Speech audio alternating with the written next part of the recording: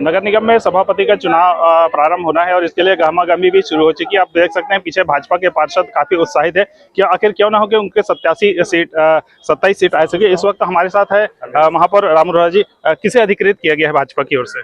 प्रदेश से नियुक्त सम्मानीय मोतीलाल साहू जी जो विधायक रायपुर ग्रामीण हैं और नगर निगम के पर्यवेक्षक भी बन के आए, उन्होंने आज नाम की घोषणा की श्रीमती कौशल्या देवांगन की, जो सोरिद वार्ड की पार्षद हैं। सभापति के लिए एक नारी शक्ति का चयन हुआ है। मैं उसका स्वागत करता हूं, अभिनंदन करता हूं, शीर्ष नेतृत्व को धन्यवाद देता हूं। भारतीय जनता पार्टी के पक्ष में जो 27 पार्षद और एक महापौर 28 वोट तय हैं।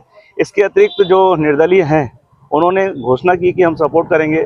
कुछ कांग्रेसी पार्षद भी वोट देना चाहते हैं, उनका भी अभिनंदन स्वागत है। मतदान होने के बाद क्लियर होगा कि भारतीय जनता पार्टी के पक्ष में कितने मतदान आए, लेकिन आज की डेट में हम 27 और मुझे मिला के एक मेरा भी वोट है, 28 वोट कंफर्म है।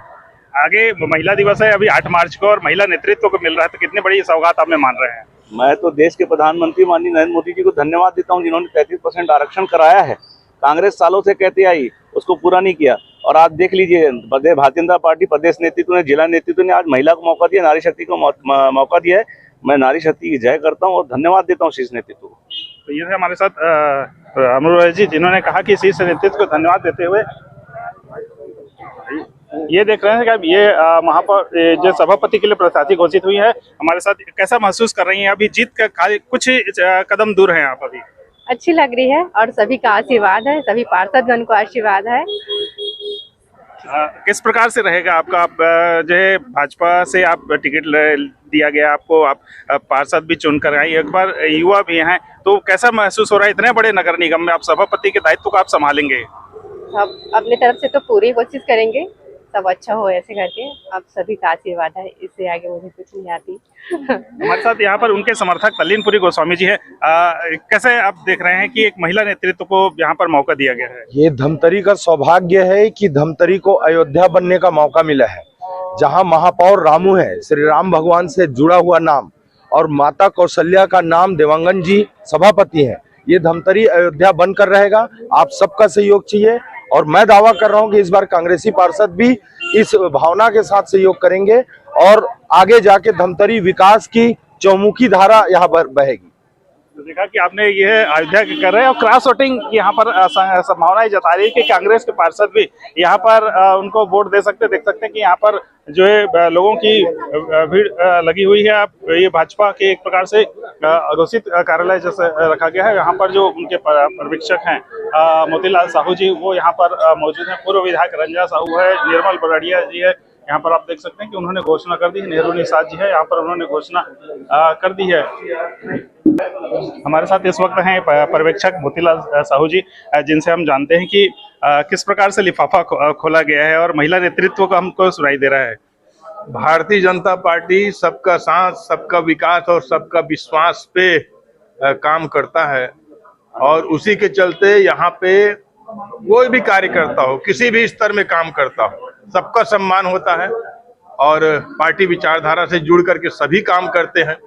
तो यहाँ सबको अवसर देने का एक व्यवस्था रहता है, और उसी के चलते बहुत ही सामान्य कार्यकर्ता, बहुत से लोगों की इच्छा थी, लेकिन पार्टी का निर्णय शिरोधार्य है और कौशल्या देवांगन को यहाँ सभापति के लिए नियुक्त किए हैं। अभी फार्म भर के आ चुकी है, अब वो विधिवत मतदान होंगे और फिर सभापति के रूप में धमतरी नगर निगम में वो आगे यहाँ सेवा कार्य करेगी। दिल्ली में हमने देखा कि भाजपा ने एक सामान्य कार्यकर्ता को सीएम के पद तक पहुंचाया और यहाँ भी एक सामान्य कार्यकर्ता महिला को सभापति तक पहुंचा रहे हैं, तो पार्टी की स्ट्रेटेजी किस प्रकार से रहती है? देखिए, पार्टी भारतीय जनता पार्टी जो है किसी परिवारवाद से और किसी धर्म संप्रदाय की बात चर्चा नहीं करती, और यहाँ पे एक सामान्य कार्यकर्ता को भी अवसर मिलता है, सबको आगे बढ़ने का अवसर मिलता है, सभी वर्गों को आगे बढ़ने का अवसर भारतीय जनता पार्टी देता है।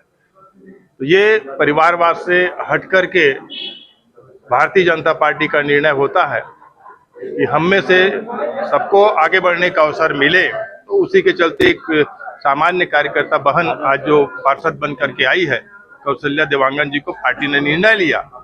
ये बड़ी निर्णय है। जैसे आपने कहा कि दिल्ली में एक सामान्य कार्यकर्ता सीएम तक पहुंच सकता है, एक चाय वाला बेटा प्रधानमंत्री बन सकता है, तो वैसे ही देश की राष्ट्रपति भी है।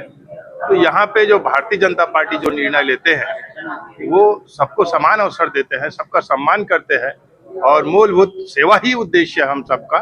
तो सब मिलकर के काम करते हैं, सबसे बड़ी टीम भावना से हम लोग काम करते हैं। यहाँ भी जितने लोग बैठे हैं सभी पार्षद एक स्वर में उसको स्वीकार किए, ताली बजा करके उसका अभिवादन किए।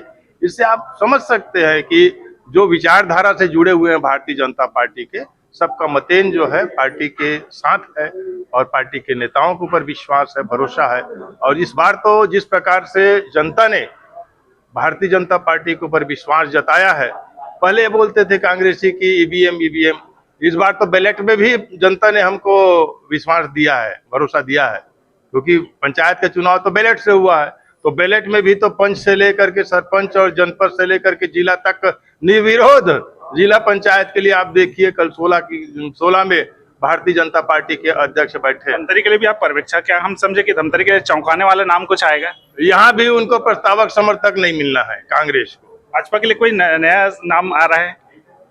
देखिए अब पार्टी का निर्णय है, कल का समय है, आज दिन भर का समय है। जो पार्टी निर्देशित होगा, संगठन जो निर्णय लेगा वो सबको सिरोधार्य है। ये भारतीय जनता पार्टी है, सबको अवसर मिलता है।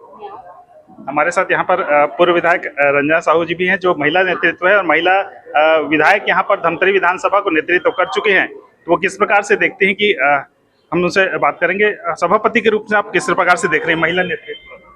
देखिए, केवल भारतीय जनता पार्टी ही वो राष्ट्रीय दल है जिसने हमेशा महिलाओं का सम्मान किया है। कांग्रेस ने केवल महिलाओं को नीचा दिखाना और महिलाओं को अपमान करने का काम किया है।